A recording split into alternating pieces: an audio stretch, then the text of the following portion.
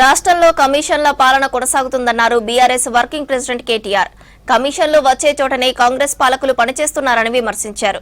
BRS మళ్లీ అధికారంలోకి వస్తేనే రైతులు, ప్రజలు సంతోషంగా ఉంటారని చెప్పారు. గురుకులాలపై ప్రభుత్వం చిన్నచూపు చూస్తుందన్నారు మాజీ మంత్రి హరీష్ రావు. విద్యార్థులకు పట్టెడన్నం పెట్టలేని దౌర్భాగ్య పరిస్థితుల్లో ప్రభుత్వం పనిచేస్తోందన్నారు. ఇక కాంగ్రెస్ ప్రభుత్వం రైతు డిక్లరేషన్ను మర్చిపోయిందన్నారు. బీజేపీతో పొత్తు ఉండదని కేసీఆర్ ఆనాడే చెప్పారన్నారు గులాబీ లీడర్లు.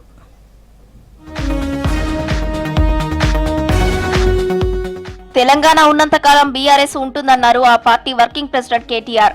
ఎవరితోనూ కలిసే ప్రసక్తే లేదన్నారు. కేసీఆర్ మరోసారి సీఎం అయ్యాక కష్టాలన్నీ పోతాయన్నారు. ప్రజలు పాలిచ్చే బర్రెను పక్కన పెట్టి తాన్నే దున్నపోతును తెచ్చుకున్నారని విమర్శించారు.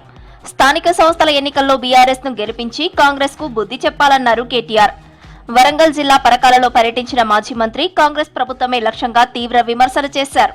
స్థానిక సంస్థల ఎన్నికల్లో మన నాయకులందరూ ఇంటింటికి వస్తారు, గ్రామానికి వస్తారు. వాళ్ళని ఆదరించండి. గులాబీ కండువా కప్పుకున్న అన్న వచ్చినా, తమ్ముడు వచ్చినా మా ఇంటికి మా కేసీఆర్ వచ్చిందనుకొని కడుపులో పెట్టుకొని వాళ్ళని కడుపు నిండా ఆశీర్వదించి పంపండి. మీరు స్థానిక సంస్థల ఎన్నికల్లో మీరు సరిగ్గా తీర్పునిస్తే మళ్ళా గులాబీ జెండా ఎగురితే తెల్లారి నుంచి మరి ప్రభుత్వం కూడా వెంటనే దిగొస్తుంది. పథకాలు అమలు చేయకపోతే ఈ బలుగుతుందని అర్థమైతే ప్రభుత్వం కూడా వెంటనే పనిచేస్తుంది. గురుకుల విద్యార్థులకు పట్టెడు అన్నం పెట్టలేని దౌర్భాగ్య ప్రభుత్వం రాష్ట్రంలో ఉందన్నారు మాజీ మంత్రి హరీష్ రావు. గురుకుల విద్యార్థులను పరామర్శించేందుకు వెళ్తుంటే ఎందుకు అడ్డుకుంటున్నారని ప్రశ్నించారు. నాగర్ కర్నూలు జిల్లా ఉయ్యాలవాడలో ఫుడ్ పాయిజన్ కు గురై ఆసుపత్రిలో చికిత్స పొందుతున్న గురుకుల విద్యార్థులను దొంగచాటుగా పోలీసు బందోబస్తు మధ్య తరలిస్తున్నారని ఆరోపించారు. రాష్ట్ర ప్రభుత్వ నిర్లక్ష్యం వల్ల ఇటువంటి సంఘటనలు జరుగుతా ఉన్నాయి. భావి భారత పౌరులైన ఈ పిల్లల భవిష్యత్తు మీద నీ ప్రభుత్వానికి ఉన్న చిత్తశుద్ధి ఇదేనా? 3 లక్షల కోట్ల బడ్జెట్ ఉన్న ఈ రాష్ట్రంలో ఈ ఎస్సీ, ఎస్టీ, బీసీ పిల్లలకు కడుపు నిండా అన్నం పెట్టడం నీకు చేత కాదా? గత సంవత్సరం కూడా ఇట్లే జరిగింది. బీఆర్ఎస్ పార్టీ గురుకుల బాట బట్టి ప్రభుత్వం మీద ఒత్తిడి పెంచింది. బాలల దినోత్సవం నాడు ప్రగల్భాలైతే బలికిండు రేవంత్ రెడ్డి. ఇక ముందు నాదే బాధ్యత, నేనే ఈ గురుకులాలను స్వయంగా సమీక్షిస్తా, నేనే చూసుకుంటా అని చెప్పిండు. మరి నువ్వు చూసుకుంటే ఏమైంది నాయన? వరంగల్లో రాహుల్ గాంధీ పర్యటించిన రైతు డిక్లరేషన్ ను కాంగ్రెస్ మర్చిపోయిందన్నారు ఎమ్మెల్సీ కవిత. రాహుల్ రైతులను నమ్మించి మోసం చేస్తున్నారన్నారు. సీఎం రేవంత్ రెడ్డి కౌలు రైతులను పూర్తిగా మర్చిపోయారన్నారు కవిత. స్థానిక సంస్థల లబ్ధి కోసమే కాంగ్రెస్ ప్రయత్నిస్తోందన్నారు. ఉమ్మడి వరంగల్ జిల్లా పర్యటనలో ఈ వ్యాఖ్యలు చేశారు కవిత.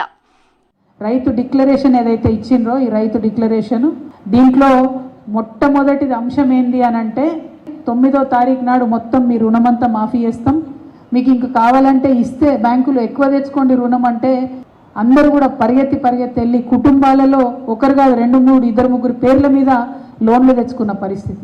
కౌలు రైతులకు కూడా ఏడాదికి ఎకరానికి 15,000 ఇస్తామని చెప్పిండ్రు. ఇవాళ 2 ఏళ్ళు వస్తుంది కాంగ్రెస్ పార్టీ వచ్చి. కౌలు రైతు పేరెత్తితే ఒట్టు. AP BJP MP CM Ramesh వ్యాఖ్యలను ఖండించారు మాజీ మంత్రి బీఆర్ఎస్ ఎమ్మెల్యే జగదీష్ రెడ్డి. ప్రాణం పోయినా బీజేపీతో పొత్తు ఉండదని కేసీఆర్ చెప్పారని అన్నారు. బీజేపీ తెలంగాణకు పనికొచ్చే పార్టీ కాదని విమర్శించారు. బీజేపీ, రేవంత్ రెడ్డి, చంద్రబాబు ముగ్గురు కలిసి ఆడుతున్న నాటకంలో భాగంగా ఇవి పుడుతున్నాయి.